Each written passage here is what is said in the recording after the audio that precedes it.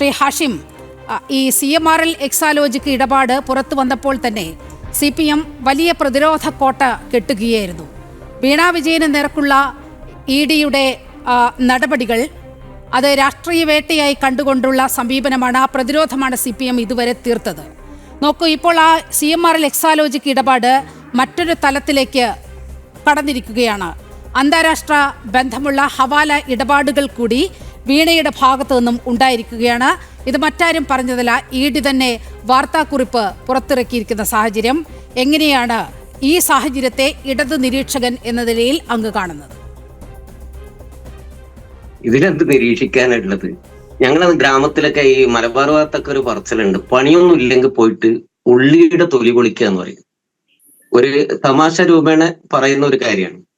അത് പൊളിച്ചുകൊണ്ടിരുന്നാൽ ഒന്നും ഉണ്ടാവില്ലല്ലോ, അത് പൊളിക്കല് മാത്രമേ ഉണ്ടാവുള്ളൂ പണി. ED ഇപ്പൊ ഉള്ളിക്ക് തൊലി പൊളിക്കുന്ന പരിപാടിയാണ് ഇപ്പൊ നടത്തിക്കൊണ്ടിരിക്കുന്നത്. ഞാൻ കഴിഞ്ഞ ദിവസമൊക്കെ നമ്മൾ ഈ ചർച്ചയിൽ വരുമ്പോൾ തന്നെ പറഞ്ഞിട്ടുണ്ട്, ഇത് രാഷ്ട്രീയ പ്രേരിതമായ ഒരു കെട്ടുകഥകൾക്ക് പിറകെയുള്ള ഒരു ഓട്ടാണ്. അതിന് EDയെ ആയുധമാക്കി ഉപയോഗിക്കുന്നു. ആ ആയുധമാക്കി ഉപയോഗിക്കുമ്പോൾ അതിനൊപ്പം ചേർന്ന് നിൽക്കാൻ വേണ്ടിയിട്ട് ഇവിടെ LDFന് ഇടതുപക്ഷത്തെ ഇല്ലാതാക്കാൻ ശ്രമിക്കുന്നവരുടെ ഒരു കൂട്ടായ്മ അതിന് രൂപപ്പെട്ടു വന്നു എന്ന് മാത്രമേ ഉള്ളൂ. നമ്മൾ മുന്നേയും പറഞ്ഞിട്ടുണ്ട്, EDയുടെ വിശ്വാസ്യത എന്ന് പറയുന്നത് ഈ ഒരു കഥമനയിൽ തന്നെ എത്രമാത്രം അവിശ്വസനീയമാണ് നമ്മൾ കാണുന്നത്.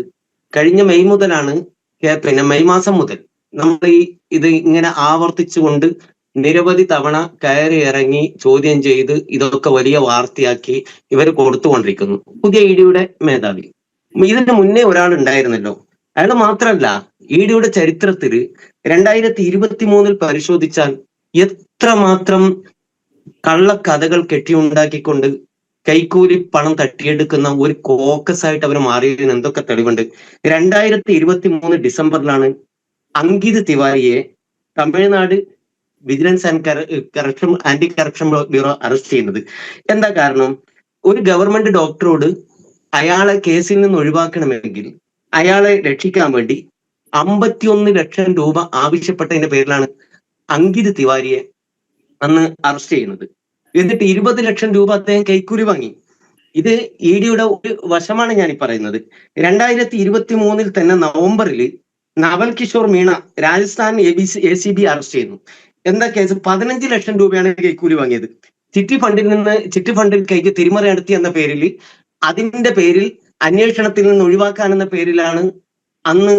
ശരി, അങ്ങ് പറഞ്ഞു വരുന്നത് ED ഇങ്ങനെ രാഷ്ട്രീയ പ്രതിയോഗികളെ അവർക്കെതിരായ ആയുധമായി EDയെ കേന്ദ്ര സർക്കാർ ഉപയോഗിക്കുന്നു എന്ന വാദം കുറെ നാളുകളായി നിങ്ങൾ ഉയർത്തിക്കൊണ്ടേയിരിക്കുന്ന ഒരു വാദമാണ്.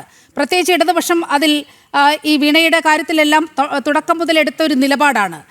പിന്നീട് വലിയ പ്രതിരോധത്തിലേക്ക് വന്നപ്പോൾ വീണയുടെ കാര്യം 2 കമ്പനികൾ തമ്മിലുള്ള ഇടപാടായി മാറുകയാണ്.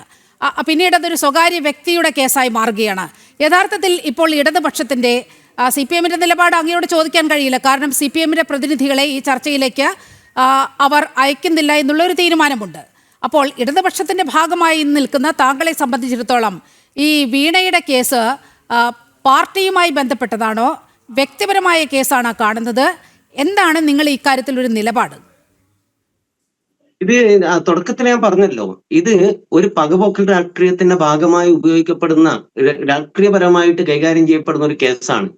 അതുകൊണ്ട് തന്നെ ഒരു ഇടതുപക്ഷ പക്ഷത്ത് നിന്നുകൊണ്ട് തന്നെ ഞാൻ അതിന്റെ കാര്യങ്ങൾ പറഞ്ഞു വരുമ്പോഴേക്ക് നിങ്ങൾ താല്പര്യമില്ലാത്ത ടീം പന്ത് തൊടുമ്പോൾ തന്നെ വിസിൽ വിളിക്കരുത്. അത് കുറച്ചു നേരം നിങ്ങളൊന്ന് ക്ഷമയോടെ അത് കേൾക്കണം. ഇതുമായി ബന്ധപ്പെട്ട് എന്തുണ്ടായാലും താങ്കൾ ഉന്നയിക്കുന്ന, താങ്കളെ പോലുള്ള നിരീക്ഷകർ അല്ലെങ്കിൽ വക്താക്കൾ ഉന്നയിക്കുന്ന സ്ഥിരം ക്യാപ്സൂളുകളാണ്. അതിനൊക്കെ അപ്പുറത്തേക്ക് ഈ കേസിന്റെ തലം മാറിയിരിക്കുന്നു ശ്രീ ഹാഷിം അരിയിൽ. ആ ക്യാപ്സ്യൂളുകൾക്ക് അതീതമായി ഈ കേസിന്റെ തലം മാറിയിരിക്കുന്നത് കൊണ്ടാണ് ഞാൻ ഇടപെട്ടതും അങ്ങയോട് വളരെ കൃത്യമായി ഡയറക്റ്റായി ചോദ്യം ചോദിച്ചതും. അത് ശരിയല്ല. ഞാനിത് പറഞ്ഞു തീർന്നിട്ട് അതിൽ തെറ്റുണ്ടെങ്കിൽ ഇത് ജനങ്ങൾ കാണുന്നതാണ്. തെറ്റാണ് ഞാൻ പറയുന്നതെങ്കിൽ അത് തിരുത്താൻ ഇവിടെ ഞാൻ ഒറ്റക്കല്ലല്ലോ ഈ ചർച്ചയിലുള്ളത്. നിങ്ങൾ ഉൾപ്പെടെ മറ്റു 4 പേര് ഇവിടെ ഉണ്ടല്ലോ. അവർ പറയട്ടെ, ഞാൻ പറഞ്ഞ കാര്യങ്ങൾ ശരിയല്ലെങ്കിൽ അത് ശരിയല്ലെന്ന് പറയുന്നതല്ലേ ചർച്ച. അപ്പൊ അതൊന്ന് പറയാൻ നിങ്ങൾ അനുവദിക്കുകയും. ഓഗസ്റ്റ് 24 സന്ദീപ് സിംഗിന്റെ കേസ്, ജ്വല്ലറി മുതലാളിയുടെ മകനെ കൊടുക്കുമെന്ന് പറഞ്ഞ് 20 ലക്ഷം വാങ്ങിയത്. 2025 ശേഖർ കുമാർ 2 കോടി കൈക്കൂലി ആവശ്യപ്പെട്ടതിനാൽ കേരള വിജിലൻസ് ആണ് അദ്ദേഹത്തെ അറസ്റ്റ് ചെയ്തത്. കൊല്ലത്ത് നിന്ന് കശുവണ്ടി മുതലാളിയോട് കൈക്കൂലി ചോദിച്ചതിന്റെ പേരിൽ അദ്ദേഹത്തെ ഷില്ലോങ്ങിലേക്ക് മാറ്റിയത് സംസ്ഥാന ഗവൺമെന്റ് ഒന്നല്ല, കേന്ദ്ര ഗവൺമെന്റ് തന്നെയാണ് അദ്ദേഹത്തെ മാറ്റിയത്. അവിടെ നിന്ന് 2025 മെയ് 30 ചിന്തൻ രഘുവംശി മണി ലോണ്ടറിൽ നിന്ന് ഒഴിവാക്കാൻ വേണ്ടി 5 കോടിയെ കൈക്കൂലി ആവശ്യപ്പെട്ടത്. 20 ലക്ഷം വാങ്ങി. 2025 ജൂലൈയിൽ CBI കോടതി ശിക്ഷിച്ചിട്ടുണ്ട്. ഒരു അതും ബാംഗ്ലൂരിൽ വെച്ചാണ് കേസ്. എന്താ കേസ്? കൈക്കൂലി വാങ്ങിയത് ബാങ്ക് ഫ്രീസിംഗ് ഒഴിവാക്കി കൊടുക്കാൻ വേണ്ടിയിട്ട് ആവശ്യപ്പെട്ടത്. അപ്പൊ 50 ലക്ഷം, 5 ലക്ഷം കൈക്കൂലി വാങ്ങി. 3 വർഷം കഠിന തടവും 5.5 ലക്ഷം രൂപ CBI കോടതി. ഞാൻ പറയുന്നത് ശ്രദ്ധിക്കണം, CBI കോടതിയാണ് അദ്ദേഹത്തിന് ശിക്ഷ വിധിച്ചിരിക്കുന്നത്. അതുപോലെ തന്നെ മുസ്ഹാഫിറെ സ്വർണം കടത്തുന്നു, ഈന്തപ്പന കുരുത്തിനുള്ളിൽ കുരുണ്ടാക്കുന്നു എന്ന് പറഞ്ഞ് കഥ മെനഞ്ഞിട്ട് ഇവിടെയൊക്കെ വലിയ ഷോ പത്രങ്ങളുടെ മുന്നിലും ചാനലുകളുടെ മുന്നിലും കളിച്ച് രാധാകൃഷ്ണനായിട്ട് ഇപ്പോഴാണ് ഉള്ളത്. അദ്ദേഹം നിർബന്ധിത അവധി റിട്ടയർമെന്റ് വാങ്ങിയിട്ട് അദ്ദേഹം ഇപ്പോൾ വീട്ടിലിരിക്കുകയാണ് എന്ന ചരിത്രം സത്യം മറക്കരുത്. അദ്ദേഹത്തിന്റെ പേരിൽ കൊടുത്തിരിക്കുന്ന കുറ്റപത്രം എന്താണ്? ED തന്നെ അദ്ദേഹത്തെ ഡിസ്മിസ് ചെയ്യുമ്പോൾ കൊടുത്തിരിക്കുന്ന കുറ്റപത്രം അദ്ദേഹം ഇഷ്ടക്കാർക്ക് വാർത്തകൾ ചോർത്തി കൊടുത്തു, അതുപോലെ തന്നെ പ്രതികൾക്ക് വാർത്തകൾ ചോർത്തി കൊടുത്തു, കൈക്കൂലി വാങ്ങി, ഇങ്ങനെ നിരവധി കാര്യങ്ങൾ ചെയ്ത അദ്ദേഹമാണ് ഡിപ്ലോമാറ്റിക് സ്വർണ്ണ കേസുമായി ബന്ധപ്പെട്ട് ഈ കോലാഹലങ്ങളും ഒക്കെ ഉണ്ടാക്കിയത്. ആ കോലാഹലം ഉണ്ടാക്കിയതിന്റെ ബാക്കി ഭാഗങ്ങളാണ് ഇവിടെ വീണ്ടും കുഴപ്പങ്ങൾ ഉണ്ടാക്കുന്നത് എന്നുകൊണ്ട് തന്നെ ഒരു നിരീക്ഷകൻ എന്ന നിലക്ക് സംശയിക്കാനുള്ള അവകാശം നമുക്കുണ്ട്.